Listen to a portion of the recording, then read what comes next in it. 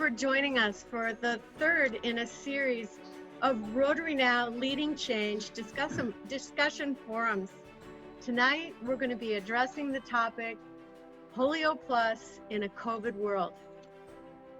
It is my pleasure to welcome two eminent world leaders at the center of the effort to eradicate polio worldwide. Rotary International General Secretary and CEO, John Hewko, now residing in Evanston, Illinois, and Dr. John Vertefeuille, Branch Chief, Polio Eradication Branch, Global Immunization Division, Center for Global Health with the Centers for Disease Control. General Secretary John Hewko has had a long and very diverse international background, delivering foreign assistance in Africa, Asia, South America, the Middle East, and the Soviet Union. Assistance agreements for infrastructure, agriculture, water and sanitation, health and education, over $6.3 billion in aid for 18 countries. John holds a law degree and has held numerous international positions, including helping draft the Ukrainian post-Soviet constitution. And John was a charter member of the Rotary Club of Kiev. He and his wife lived in Kiev for a time. Dr. John Vertefeuille began his incredible career as a research professor focusing on the epidemiology and prevention of HIV in Nigeria in the early 2000s. He has expanded his extensive knowledge of disease detection, prevention, and interventions with the CDC in Tanzania, Nigeria, and most recently in Haiti, helping to direct and rebuild the health infrastructure after the devastating earthquakes in 2010. Since 2013, John has been responsible for the overall leadership and programmatic direction of the CDC's global polio eradication efforts. Tonight, we will begin with two short 5-minute presentations from our guests, and then we will have a series of questions that we've developed for our guests, but we also welcome you, the audience and members of Rotary and guests, to pose questions if you so choose, either by raising your hand in the participant box or writing a question in the chat box. Past District Governor Bill Grile and District Trainer Paul Nicholson will be fielding these questions to our guests. We will be chatting and talking and discussing polio eradication efforts and posing these questions until about 8:20, at which point there'll be some closing remarks and we will end at 8:30. Our moderator this evening is Nelson Mailer, who is a financial advisor with Morgan Stanley. He's also a member of the Rotary Club of Grants Pass. Nelson is our District PolioPlus Subcommittee Chair. Nelson has been our chair for just about 3.5 years and has made great progress keeping us up to date on what's going on with the polio eradication effort, but most importantly, also increasing substantially the district's contributions to the PolioPlus Fund.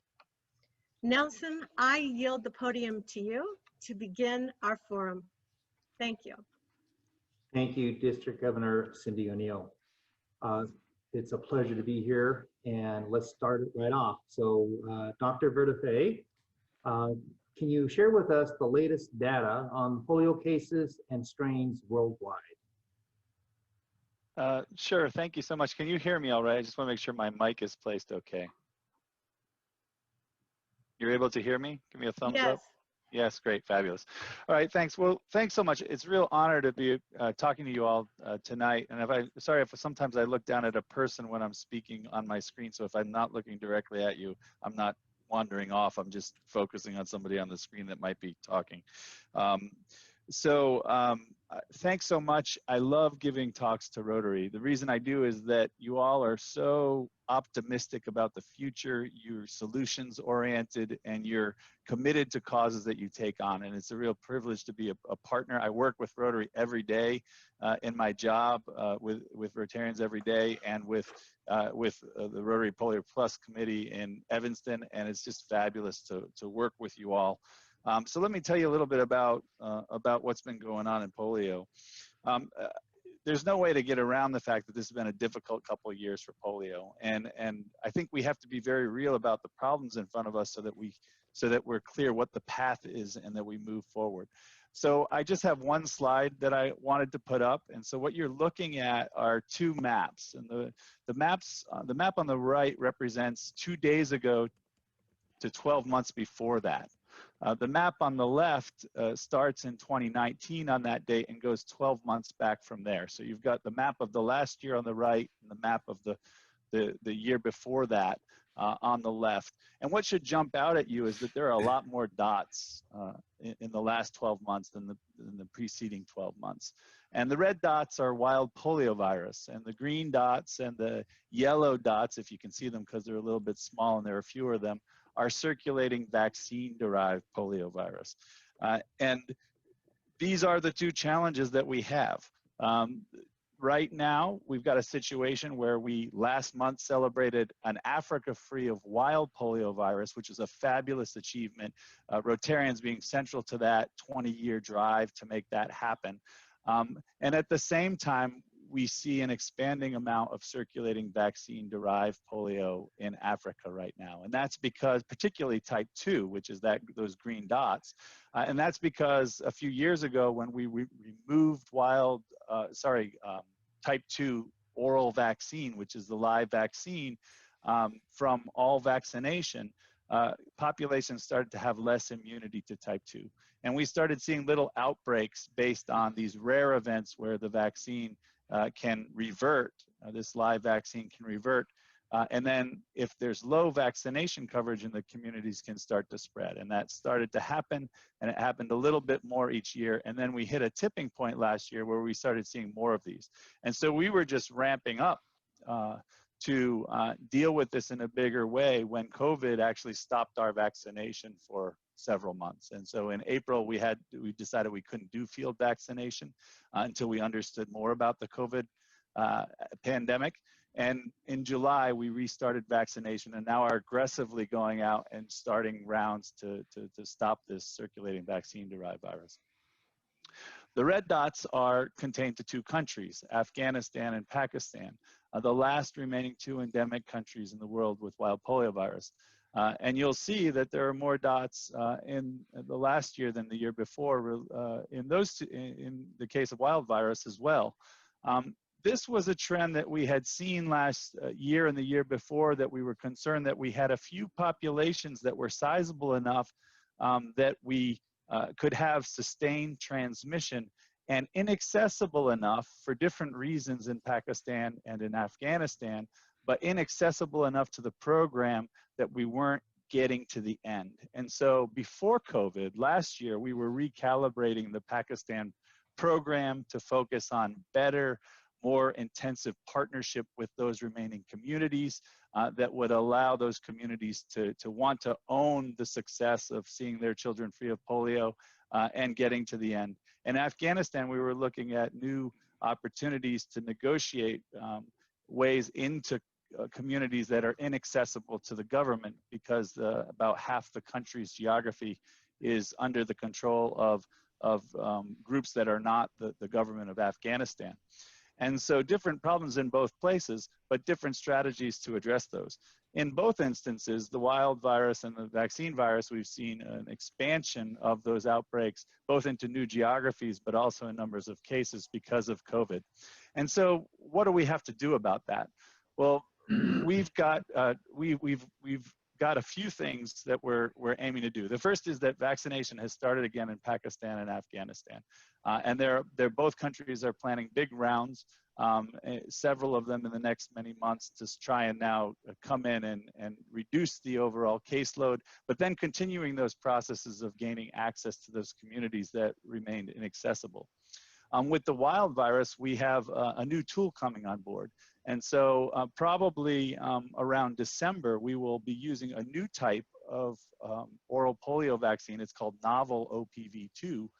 And that vaccine is similar to the Sabin vaccine that we've been using previously, except it's much more, in the clinical studies to date, it's much more resistant to reversion. So it's much more resistant to be able to seed these vaccine-derived viruses and then to see them spread in communities. It's going to be released under an emergency use listing, and so we don't know all of the specifics about how much better it might be than Sabin, but all the data looks good so far. And we're pretty optimistic that with that tool, we're not only going to be able to stop the spread of the virus that we're seeing right now with these outbreaks, but also stop that persistent seeding of the new outbreaks and finally get to the end with vaccine-derived virus as well. I want to end just by saying that don't let the numbers don't let the numbers get under your skin. The numbers are the numbers. We knew for a long time that the end of this was going to be one of the most challenging parts. The last 2/10 of the last mile are always the most difficult in a situation like this, because those places still have transmission for a reason. We have tried and true methods. Polio has been successfully eliminated from over 150 countries in the course of this initiative. And we will apply those methods and some new tools to actually get to the end of this. And so I want to give you a sense of both a practical realism that we've got a lot to do and an optimism that we will get to the end. And I'm committed to getting to that end with you. So let me end where I started and just say thank you so much. It's one thing when governments put money into a program, that's important. But the thing that's special about Rotary is that you as individuals, on the basis of your commitment to this, put your own resources to bear to make your community better, and communities that are far away from your community for the global good. So thank you so much for what you do. I appreciate it so much. Thanks. Thank you, Dr. Vertefeuille, for your opening remarks. Now, I'd like to bring on General Secretary Hewko for his opening remarks. Well, Nelson, thanks so much. Governor Cindy, thank you for having me this evening, and I'm delighted we have so many Rotarians from District 5110, and I suspect from places outside the district as well. I also see that Director-elect Vicki Pultz is at the meeting. Vicki, thank you very much for joining us. Great to see you, and and Dr. Vertefeuille, thank you for joining us. We've had a phenomenal partnership through the years with CDC, and really appreciate you accepting our invitation to be here this evening. Now, in our fight to end polio, one of the strengths of Rotary is that we've really been able to use our collective strength to defeat this devastating disease, really in almost every part of the world. And our hard work is clearly paying off, as we heard from Dr. Vertefeuille a second ago, that we're really just down to 2 countries. Obviously, efforts were slowed down because of the COVID crisis, but we're back in action. And even though the numbers may be looking a little bit bleak, it's just, as he said, numbers, and we really are making great progress. In fact, 2 months ago, we made history with the African region being certified as free of the wild polio virus. And again, I think here all Rotarians around the world, and particularly those in Africa, should be really proud of that effort, the work of our 36,000 Rotarians in the African continent and beyond. Great achievement. I think we all as Rotarians can be very proud of that. And it really shows that I think polio eradication is possible and achievable even in the most difficult of circumstances. I think the values which have taken us this far against polio, the values of protecting our fellow human beings, equal opportunities for vaccination against disease and primary health care, I guess building an infrastructure against public health threats, I guess across borders. I think these really are the values which also define our success in the struggle against coronavirus. We know that the fight to end polio has broader benefits that reach beyond polio eradication. And as John just mentioned, over the last several months, the polio infrastructure that we as Rotarians, together with our partners in GPI, helped build has been used to respond to COVID-19 in a number of vulnerable countries. And of course, the same infrastructure has been used in the past to respond to diseases such as Ebola, yellow fever, and has really helped protect communities from numerous other health challenges. And then looking forward, when we do eradicate polio, I think that the system and the tools we've developed to fight polio will really serve as Rotary's lasting legacy. I think this polio infrastructure that we've been able to create, in some ways, I would say, is the patrimony of humanity, and it's a tremendous asset that humanity has that we really need to protect and continue to cultivate and maintain post-polio, so that it can be used to continue to protect vulnerable communities around the world. Now, while the world's focus is on COVID-19, I think as Rotarians, we all realize that polio eradication needs to continue to be a priority. Again, especially again as the pandemic threatens immunization programs around the world. As John just mentioned, while polio virus is still circulating in Afghanistan and Pakistan, and as we all know that as long as polio exists anywhere, it remains a threat everywhere. And so for us as Rotarians, I think now more than ever, really, it's important to remain committed to this polio eradication effort. And the strength we bring to this process is what? It's our advocacy, it's our boots on the ground. Hundreds of thousands of Rotarians have participated in vaccination campaigns, but it's also fundraising. And I think now more than ever, we need to be committed to raising the funds and the awareness that's necessary to make sure we get to a polio-free world. As you're all aware, we have that 2-to-1 Gates match. It's still in play. We need to continue, again, more than ever, to make sure we raise and spend that $50 million so we can get the full $100 million match on the Gates Foundation, particularly as we're going to have to, as John just pointed out, we're going to have to make up some lost ground for the time we weren't able to vaccinate because of the COVID pandemic. Now, on October 24th, we're going to have obviously World Polio Day. And I think this is really, during the course of the year, the most important opportunity that we as Rotarians have for the world to hear our rallying cry to end polio now. And so for this Polio Day, I want to really extend my appreciation to all of you for everything you're doing to achieve a polio-free world. Let's really make sure that our clubs are holding those World Polio Day events that we've been so successful in holding in the past. And let's continue again to support Rotary's End Polio Now fundraising campaign, because again, it's never been more important. And finally, let me just close on the thought that, very often as I travel the Rotary world and speak to Rotarians, I get asked the question of what is it that that really motivates you in your job and keeps you going, and for me it's polio, and it's polio because think of it, how many human beings can go to their grave knowing that they have contributed in a meaningful way to a legacy that's going to exist for as long as mankind inhabits the earth? Think about that. And for me, that's a very, very powerful thought. And I think all of us as Rotarians can be extraordinarily proud of the fact that we are leaving a legacy for as long as humans inhabit this earth. And that's what makes me extraordinarily proud to be a Rotarian. I suspect that's what makes each and every one of you proud to be Rotarians. So again, thank you for your support of the polio effort. And let's make sure that we're making up some of that lost ground, continue to raise money, continue to advocate, and get us across the finish line and make history.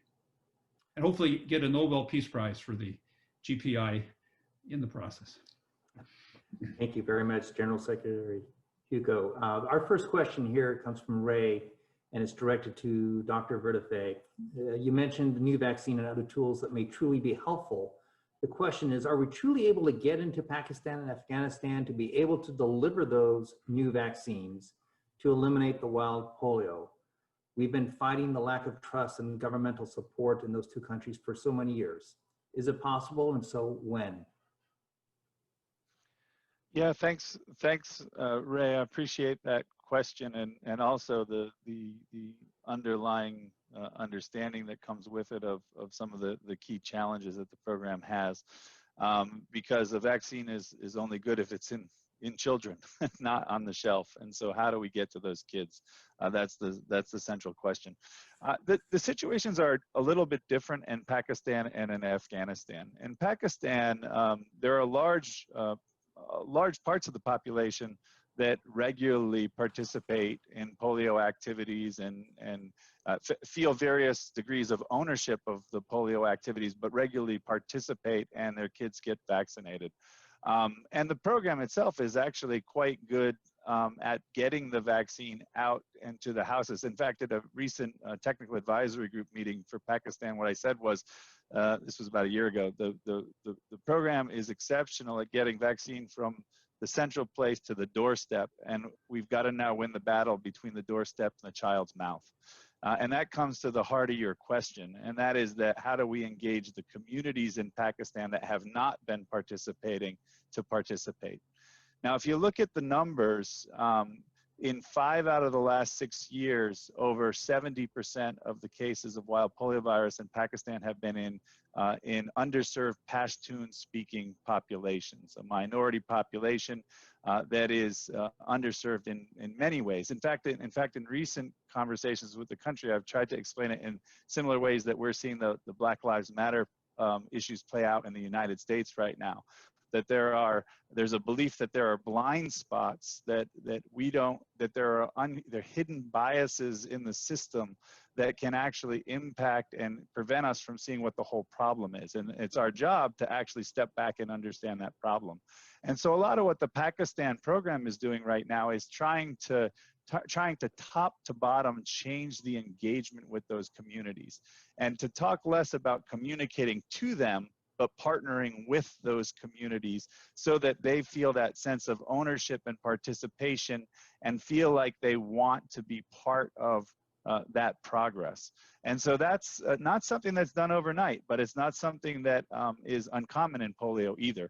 In fact, in my time in Nigeria, we spent several years, different issues, different populations, but it was the Muslim North in Nigeria that had a very strong resistance to participating in the program for quite some time. And it really did require, from the top levels to the bottom, engaging with those communities, engaging with individual teachers in madrasas, engaging at senior levels, so that if there was a problem, that a senior member of the Muslim community could reach out to a local community and ask them to engage. And I think that's what we're going to see in Pakistan with the Pashtun population, that there's going to be a changed program and how they engage so that partnership results in more access.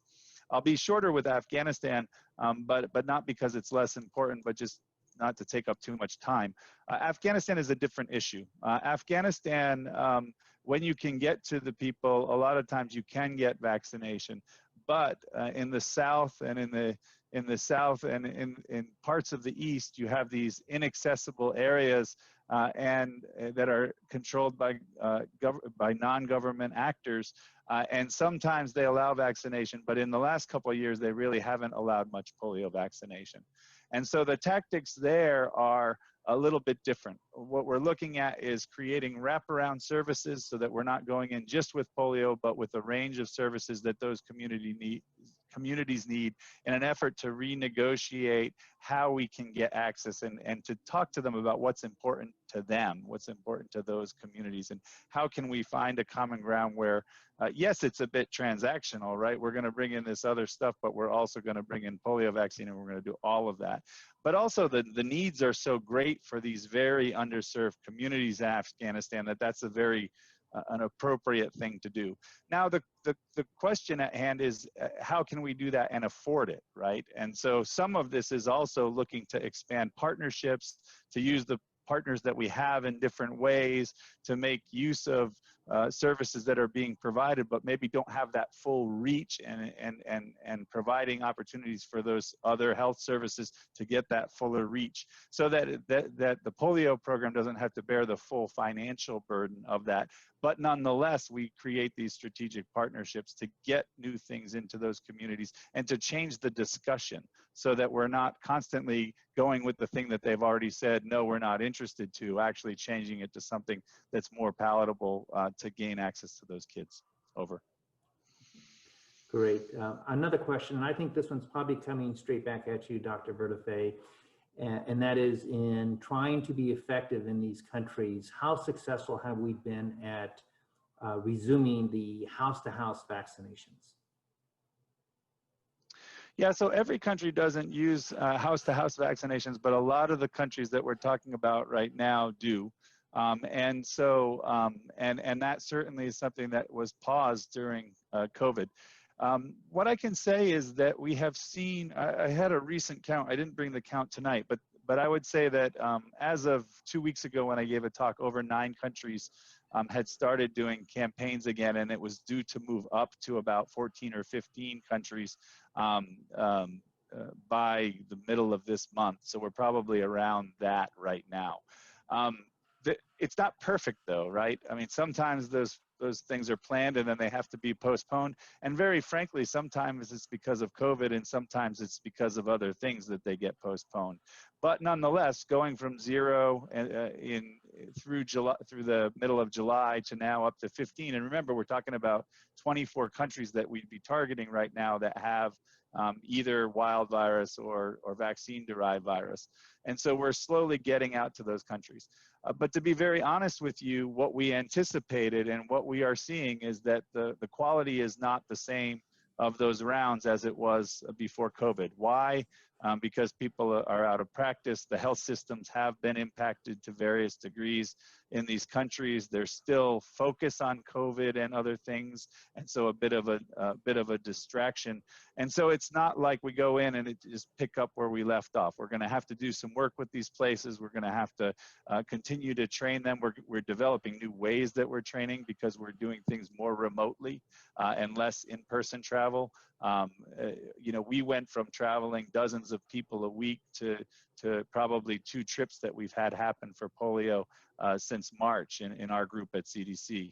And just to give you a sense of how much, you know, our travel budget last year was in the millions of dollars, and I'd be surprised if we spent $100,000 in the last 6 months on travel.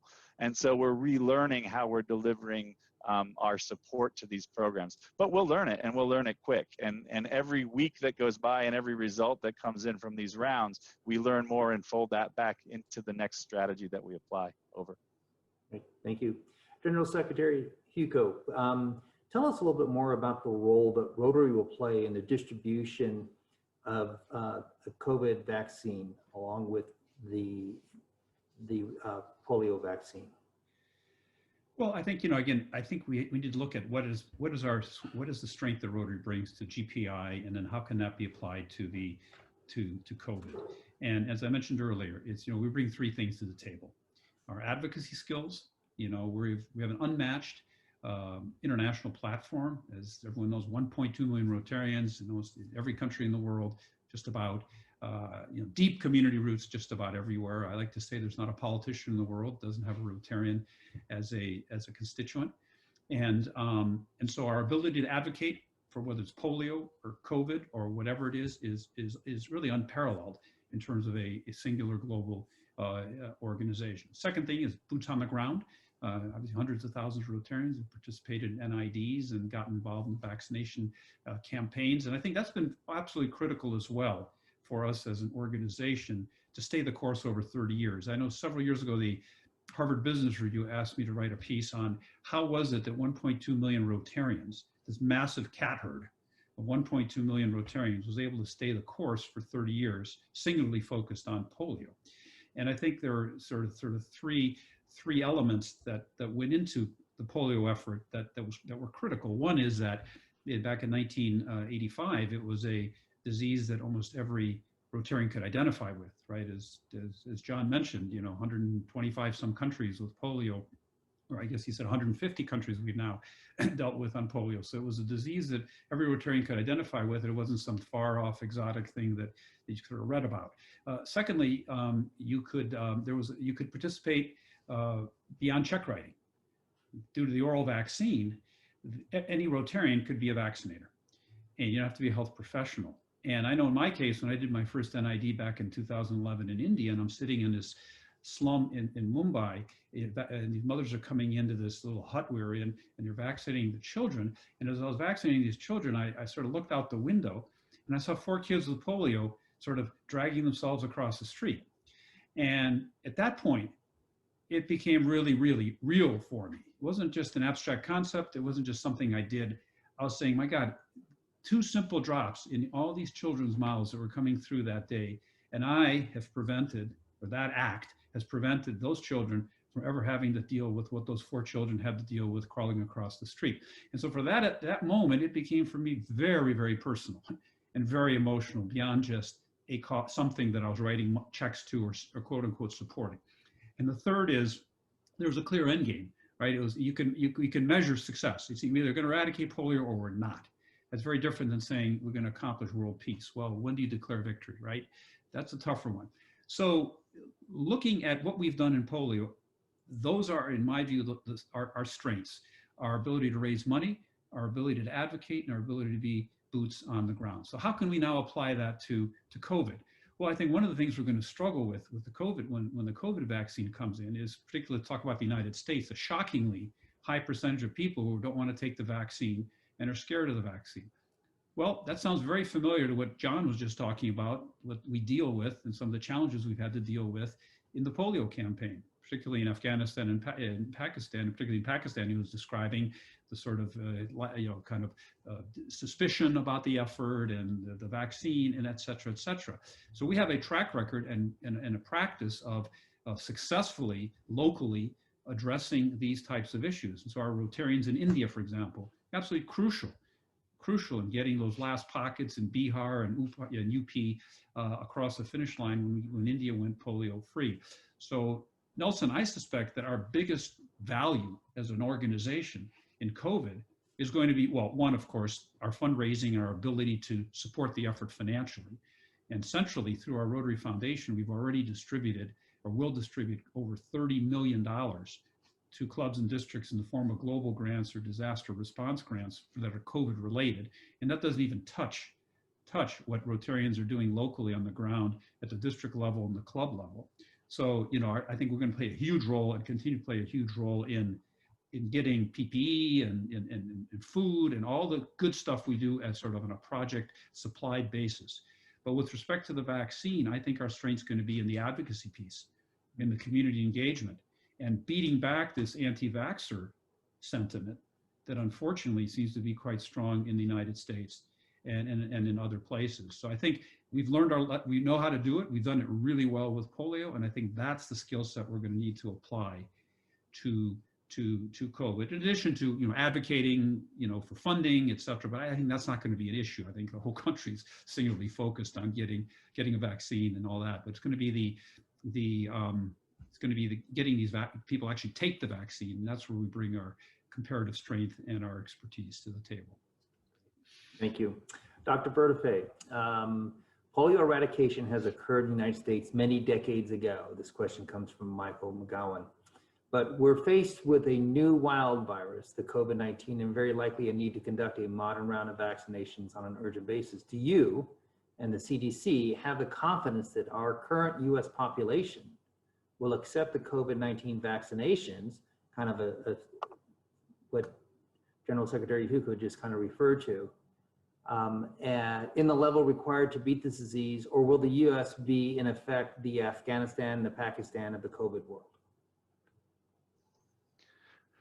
Yeah, thanks for that question. And I provide a couple of observations. I mean, I think that John described the concerning communities about this and the real full court press that everybody's going to have to make sure that people understand the facts about the vaccines, the need to participate and to take them, and the opportunity through doing that to to move toward lives that resembled more last year than what we've had this year in terms of how we operate on a day-to-day basis. I think it's going to be challenging in some communities. I think there are going to be a lot of the population that will be educated about this, will have feelings that they want to be part of this. We see this in the trials, how many people have come out very quickly, unprecedented pace of development of these vaccines, and people anxious to be part of the trials so that we can get the answer. And I think there's going to be a lot of that, and I think there's going to be a lot of optimism about it. But I tend to be an optimistic realist, and I think that the real part of it is that it's not going to be perfectly clean, right? It's not like we're going to have one vaccine. There are going to likely be multiple vaccines. With those multiple vaccines, there may be different dosing schedules. There may be different timing for that. There may be different things that the communities need to know about those different vaccines. And so there's going to be a whole education component that has to go with this. And I think that what I know our staff at CDC, about half our polio staff right now, by the way, are participating in the development of these protocols alongside thousands of other people in the agency. And so the agency is fully committed to seeing this done. And what I know that they're focusing on is in all of the histories of bringing vaccines out to our population, what are those obstacles that are going to be in front of us? How do we create materials and opportunities to educate about those? And how do we partner with communities, just the way I talked about for Pakistan, to have them participate? You know, and this is just a personal view. I'm not giving you an agency view on this. When I think about the rollout of COVID vaccine, the thing that comes closest to my mind, and the thing I think about worldwide for this too, is how do we replicate what the United States does with flu vaccine with COVID vaccine? Because in the United States, I mean, all of you go to your drugstore and they want to pay you to get a flu vaccine. They want to give it to you for free, and you get a coupon for $5 to spend on whatever you want. You go to your doctor, they're asking about it. It's on the television, it's on the billboards. It's pervasive in its presence, and it's available for people to get at their convenience. I got one at the drugstore during my lunch break. My kids got theirs at the doctor's yesterday. And that's what we want to see, right? That's what we want to see with COVID vaccine, that it's out there, that people are educated about it, that we're pervasively informing people about how important it is to protect them, their families, and their communities. And then we take those obstacles on head on, and we just try and address them with the facts and with the opportunity for moving back to a safer, more normal routine like we had before the pandemic. A follow-up question to that, Dr. Vertefeuille, is do you anticipate that the COVID vaccine could be delivered at the same time as we deliver the polio vaccine? Thanks. I don't have an answer to that question. I think that there are probably different answers to that in different settings, and probably based on different vaccines, and also what countries want to do. I think what we have to remember is that we're always following the direction of the countries that are the owners of those polio programs, and the owners of that health system that delivers to their populations. And so what we are talking a lot about, though, is that we're rolling out this novel OPV2, which is our new vaccine. And in the process of that, we follow the same exact process that COVID is having to go through, where we have an emergency use listing so we can use it in advance of licensure given the urgency of the outbreaks. And with that, we go through and identify with the regulators what are the monitoring practices for adverse events, what are the surveillance needs that we have to put in, what are the different systems that have to be developed in these countries in order to use this new vaccine. And I think that's going to be directly applicable to COVID vaccine in these settings. And 31,000 polio staff and contractors jumped in and have participated in the COVID response in dozens of countries. And these systems that we have developed through the investments that Rotary has made, through the investments that CDC and the other core partners of polio have made, have been so vital to this. And so I think that we're going to see the learning that we're doing right now immediately applied in these countries to COVID. I can tell you at CDC, we have developed a proposal, and it's received favorable reviews to partner with COVID in ways that will help us address the outbreaks of polio in Africa.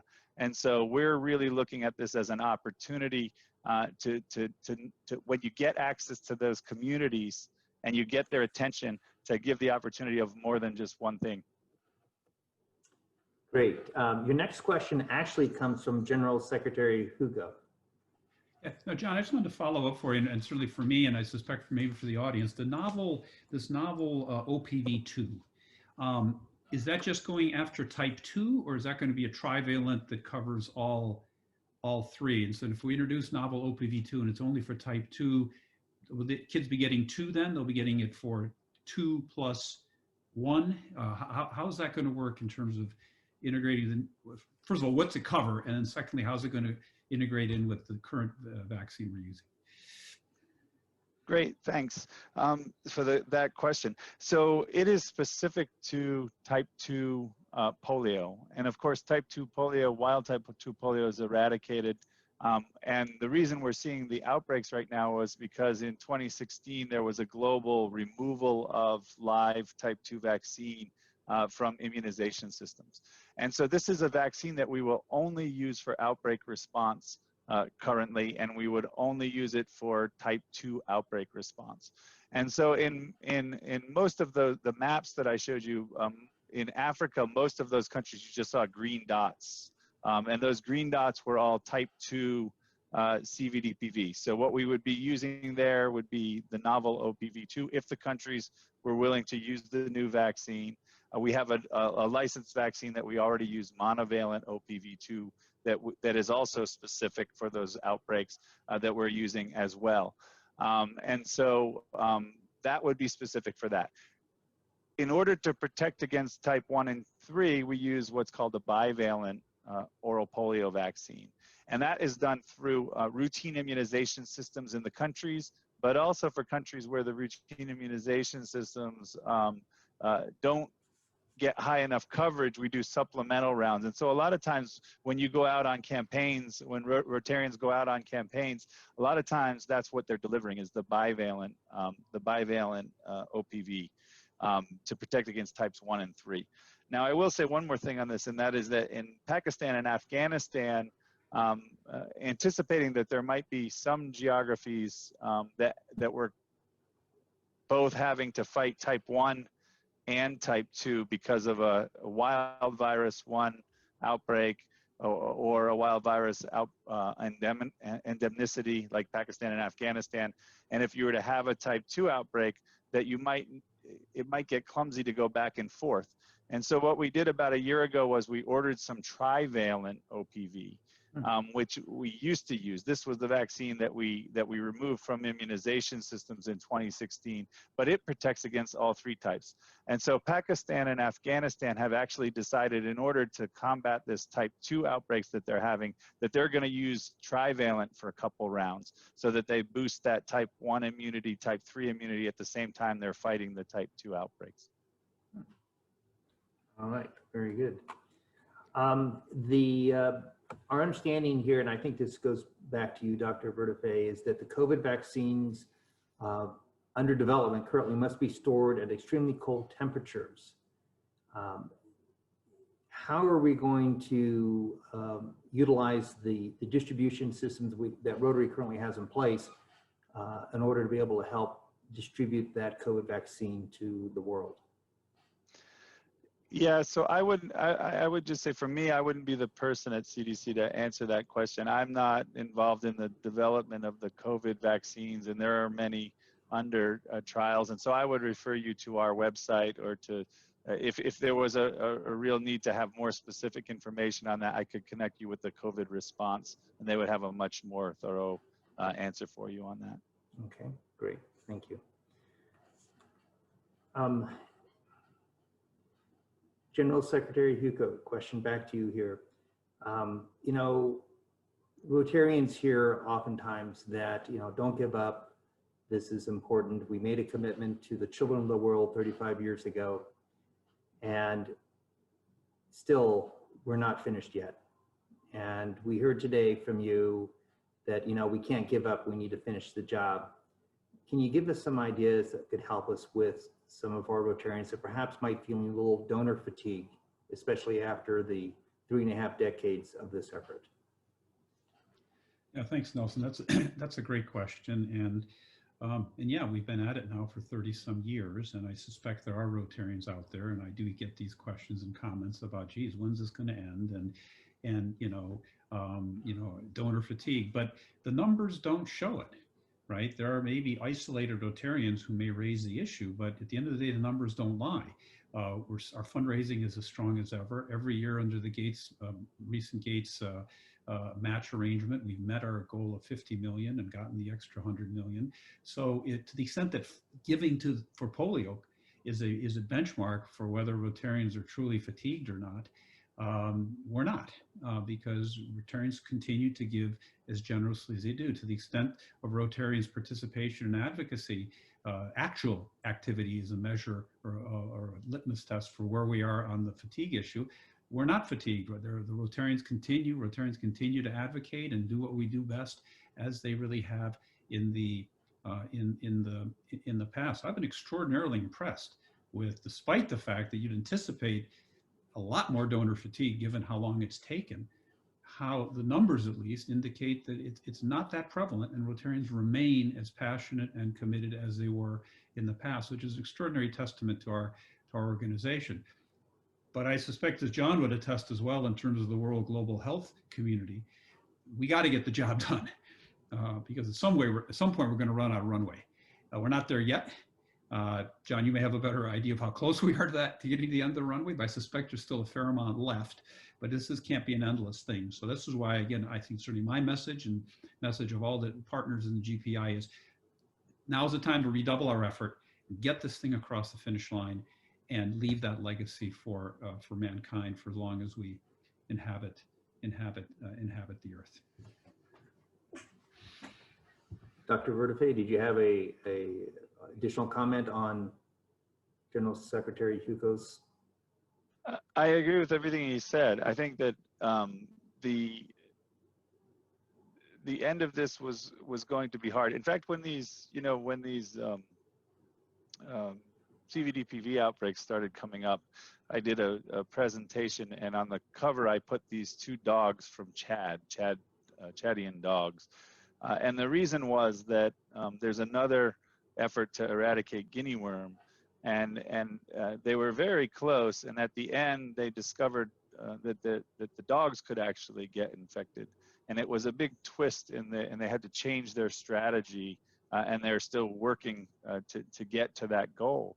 And for us, these little pivots at the end, the having to deal with the expanding outbreaks of circulating vaccine-derived virus, the pause in vaccination at a critical time that COVID prompted, that means that we have more numbers now than we would have liked, certainly, and then a year ago.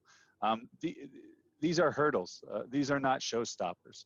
I always fall back on the fact that I don't have the exact number in my head, but it's over 130, over 150 countries in the course of the 30 years of GPI, they have eliminated polio. The tools work. They've been tried and tested again and again. These are hard places that are left, but we're comfortable working in hard places in polio, and so we've just got to keep our focus. We shouldn't be deterred. We should assess the obstacles for what they are, create strategies to get beyond them, and get to that end. And that's what we aim to do. So, and I thank you so much for all of your commitment, unabated commitment to seeing this done. It's incredible what Rotary continues to bring to the table for this. Thank you. Nelson, if I could just maybe add one sort of tangent to that, to what we've been discussing. I think sometimes, and John, I'm sure you get the same when you're speaking to audiences, it's very, particularly when I'm talking, there's non-Rotarians present, they'll put up their hand and say, Well, polio, you've got what, 150, 107, whatever the number is, cases, and you're spending billions on that. That's a lot of money for those last 107. Shouldn't that go into HIV or tuberculosis or malaria, right? Where you can really get a much bigger bang for the buck. And John, you may have a different answer, but I tend to say, guys, I'm sure those last few cases of smallpox were really expensive. But once you get the disease eradicated, the net present value, not only in terms of human suffering, but the economic net present value, even at the most conservative discounted rate applied to the next 2,000 years of human existence, is a pretty extraordinarily big number. And so, the cost, the sort of risk, the reward ratio is quite high. And then the second point is that, if polio were to fail, and we won't, but heaven forbid if we were, good luck with the next global health initiative that we try to undertake on the scale of polio. This has been an extraordinarily successful partnership, and it's an example of what can be done. And if we can get this done, and we will get it done, we then set the stage for the next one, because we've proven it can be done. And so there's a lot at stake here beyond just polio. And so, I don't know, John, if you have any thoughts about what other arguments one can use, because I'm sure many of the Rotarians participating here, when they're talking with their colleagues or neighbors, and people are like, oh God, this is really expensive for 150 cases. Are there other arguments in addition to what I've just said that we might be able to bring to the table? Yeah, thanks. So I think you've hit a lot of the important ones, and they're redoing the economic analysis right now. But in the first 20 years after we eradicate, billions and billions of dollars will be saved, and that will go on then in perpetuity. So the economic argument is still particularly strong. The other point is that people seem to think of it from the angle of how much are we spending to try and eradicate, but the reality is that if we don't eradicate, the spring back of the disease in a handful of years will be so much that we'll be ending up spending a fair amount of money, maybe almost as much as we are per year, just to control it. And so we're better off finishing it and have that perpetual gain. And that goes, we're talking about technical and other discussions, right now, not the global good and the meaning, the meaning to those parents. I told this story a couple times, but I was you really would think of it as sort of one of the ends of the earth. I was in this very busy village in Nigeria, but somebody, a little girl and the polio person, pulled me aside and brought me through some streets, and we came to this place, and it was just quiet and empty and sand and unfinished buildings, and they opened a door because we were following this little girl, and we didn't really know what was happening. And this little girl, she had a baby brother the night before, and she was bringing us to her house and opened that door for us to give polio vaccine to her newborn brother. And she just wanted to do something joyful for her new sibling, and she didn't really realize the impact of what she did. But what she was offering her family was a life free of polio for their family. And we want to see that for everyone. What could be better than seeing that finished for everyone forever? And that's what we aim to do. And that's why we overcome these hurdles, and we just keep going. The last point I'd make on this is around the systems. It'd be very hard to quantify how COVID response would have rolled out in heavily supported polio countries if it weren't for that support. This 31,000 people I'm talking about, these are skilled workers. These are not all of the hundreds of thousands of vaccinators who are so critical to our work, but that aren't trained health professionals. We're talking about a health infrastructure that when anything happens in one of these countries, they turn to this infrastructure because it's got an emergency response capacity.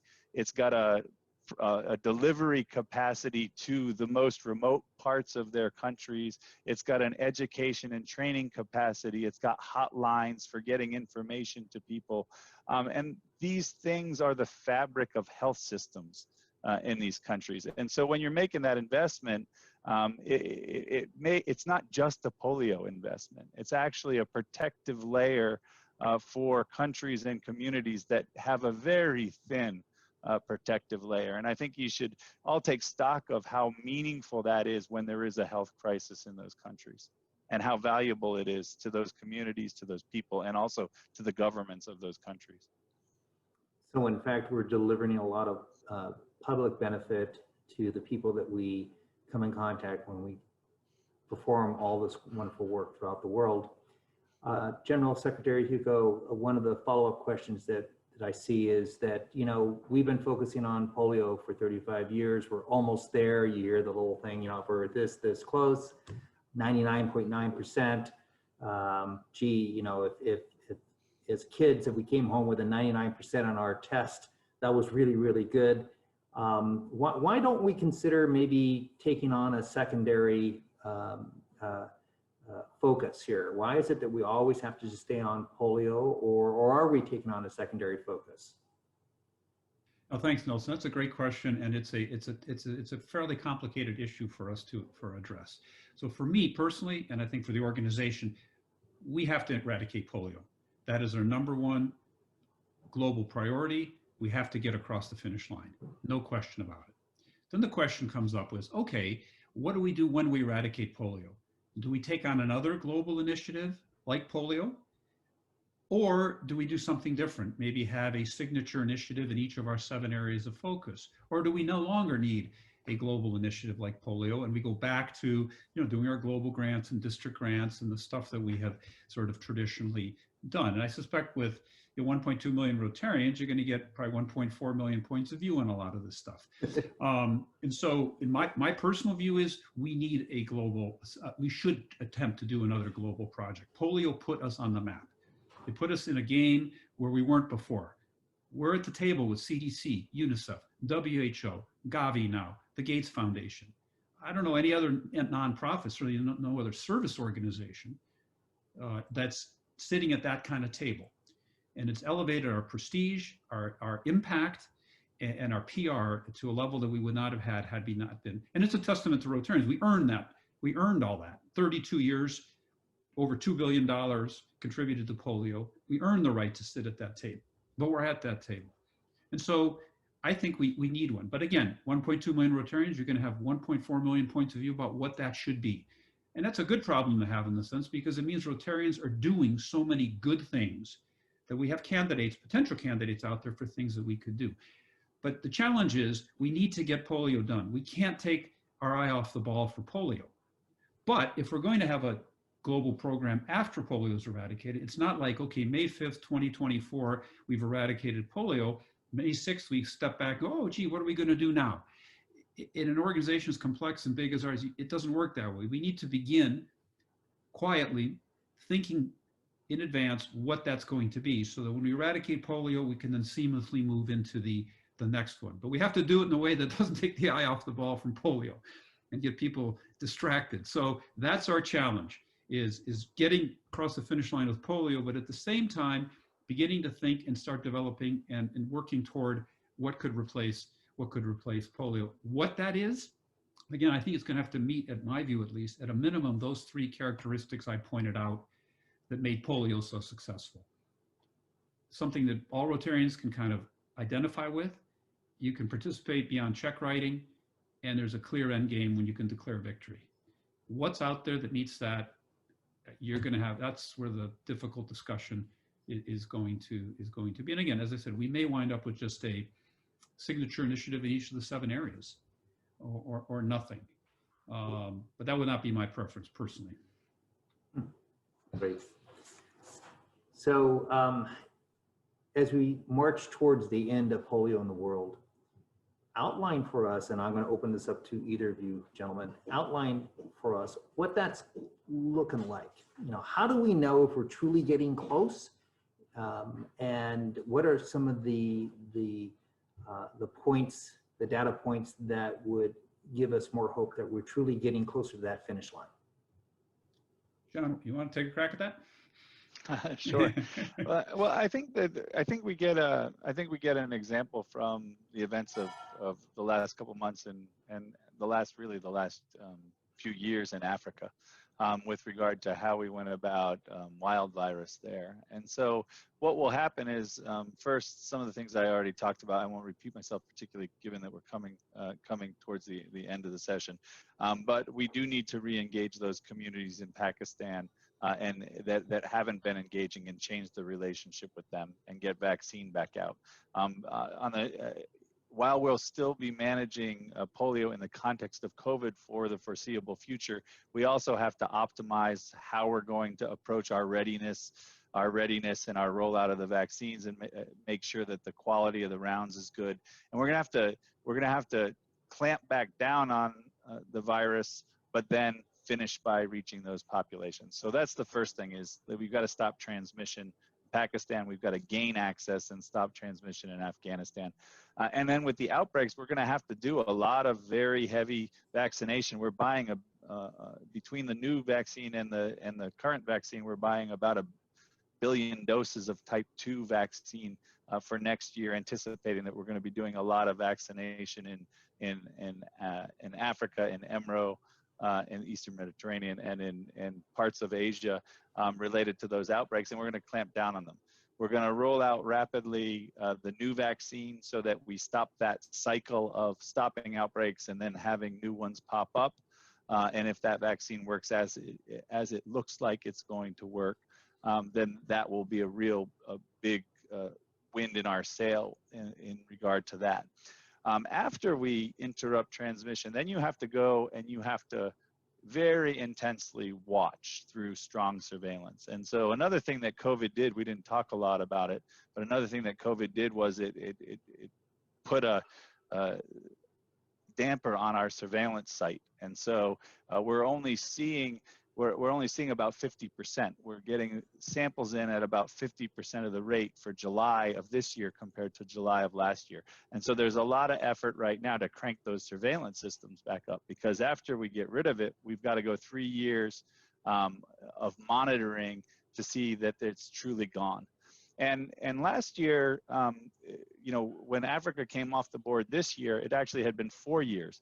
Because last year, when we were looking at Africa and understanding sort of the intensity of difficulty in following that surveillance in Borno and some other places, we started a very intensive set of data projects that included everything from satellite imagery looking at where people resided in those very remote areas, combined with vaccinator tracking to determine where vaccine had gotten to, combined with counting numbers of populations that maybe didn't see vaccine. And we put that all together into a whole packet of information that the expert review committee then looked at and determined, okay, actually, we're clear, we don't have virus. So that's the same process that we will follow for wild virus in Pakistan and Afghanistan.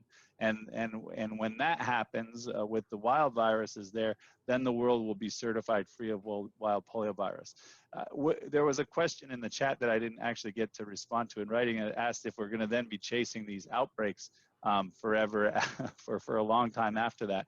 And I don't fully know the answer to that question. If this new vaccine works for type 2, then I think that in short order we'll be able to stop those outbreaks. And it may be, depending on how the wind blows, I'm not sure if we'll stop those outbreaks first or wild virus first. What will determine that is how quickly we move in Pakistan and Afghanistan and how well this new vaccine works. But that would provide a blueprint for stopping those as well. And then you would have a cessation of all polio disease worldwide. And that will be a fabulous, fabulous day. General Secretary Hewko, more comments? No, I think John nailed it. And I think, again,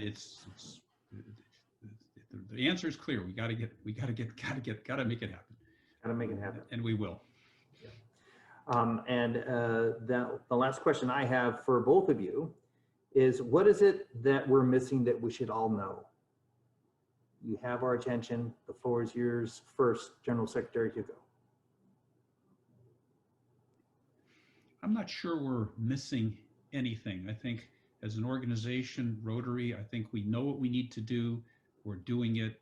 and we've done it, and we're going to continue to do it. For me, I guess the biggest fear would be some sort of complacency, or as we talked about earlier, some sort of, let's throw in the towel. I'm just running out of steam on this sort of thing.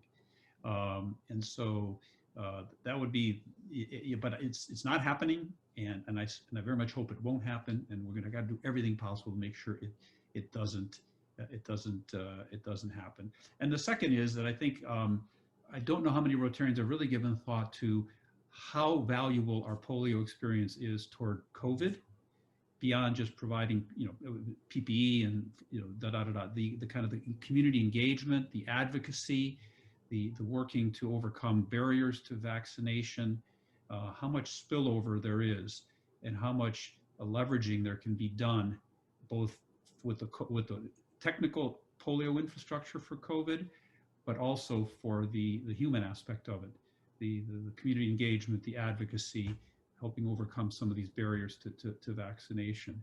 And that's something I think we as an organization need to continue to push, to explain, and sort of make Rotarians truly realize that, hey, we've really got something here that can go way beyond polio.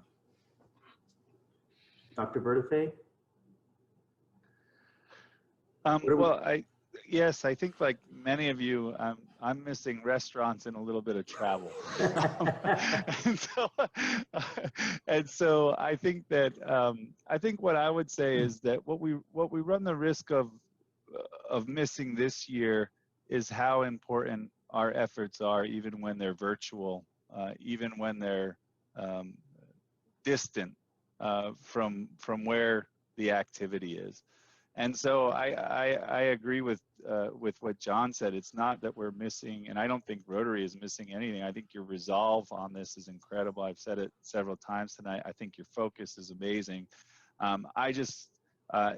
What I love most about Rotary is the optimism of the organization. And I hope that as we weather 2020 and we come out of 2020, that optimism remains, and that we all remember that even though it's on a screen these days, we're part of a bigger community, and the things that we're doing right now, tonight together make a difference, and we just have to keep that in front of our minds as we go through this complicated period. Yep. There's a follow-up question. Is it really true that this polio virus is just one plane flight away from everyone in the United States? Well, just very briefly, I would say that that's true with many diseases, and certainly would be true with polio. I think what is different about the United States is that the vaccination rates are quite high. And even though we have anti-vaxxers and there are communities with lower levels of vaccination, our population as a whole has a very high level of immunity to polio. And so you wouldn't see the kind of spread if polio came here that you see in places where vaccination levels are low. Very good. There's a lot of work that's being done by our Rotary clubs within our district, all basically being driven at the club level. In fact, our own Eugene Southtown Rotary Club is putting together a Rotary Friendship Exchange to Pakistan in 2022. And so they're going to be going there and getting together with the Rotarian partners that'll show them the various efforts to combat polio in Pakistan. That's just a nice signature project that's coming this way. The information is in the chat for those of you that are interested. Camille Ronzio is the person people should contact if they're interested. Let me see here, looks like we have another. Yes, and actually on behalf of myself as the District PolioPlus Chair, I want to thank you gentlemen for sharing your evenings with us here. Thank you for the education on polio, especially in the COVID world, for reaffirming the need to be vigilant in the fight to end polio and to motivate us to be tenacious in our efforts and generous in our giving so that we can end polio and fulfill the promise that we made to the children of the world over 30 years ago. We will win, and polio is the only one that's going to lose. I now hand the floor back over to District Governor Cindy O'Neill. Nelson, could I just make one, I forgot to make one Yes, public sure. public affairs announcement, public PSA, whatever, public service announcement. We've got World Polio Day coming on October 24th. Last year we had around 5,000 Rotary clubs that held World Polio Day events. Obviously this year is going to be more challenging. We're doing the World Polio Day event virtually. It's going to be a good program, really good program. In your district, 5110, any other clubs and districts participating in this call, please try to work with your clubs to hold World Polio Day events as we have had in the past. It's going to be more difficult, more challenging. I appreciate all that. But again, we can't let up. And in spite of the difficulty, we do have now Zoom. We have technology. We can bring a lot more people together at no cost. So in some ways, there are some silver linings here.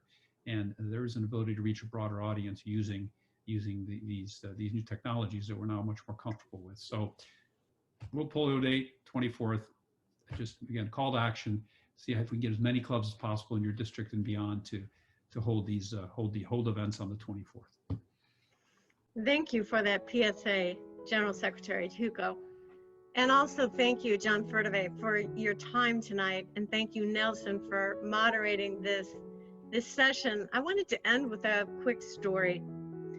About 3 or 4 years ago, after Pets in Seattle, I was talking to a very astute businessman in Bend. He was the president-elect for the Rotary Club of Greater Bend. And he said, I came away from Pets absolutely blown away. And I asked why. He said, because the talk about polio, I had no idea. So here he is, the president-elect. I had no idea that Rotary was trying to get to 0 on polio. He said, how many organizations, business, corporations, NGOs, government agencies get to 0 ever? He goes, I am so sold on Rotary, and I am so excited to be a Rotarian. As we come to this end game, I wrote a note to all of you in our e-news this past week and asked you to imagine how you will feel when we are at 0. And especially imagine how you will feel if you contribute to the fundraising to end polio in the world for our children forever. Nelson has been so successful bringing forward the PolioPlus Society in our district. We've gone from just over 200 PolioPlus Society members to now 625. Thank you, District 5110.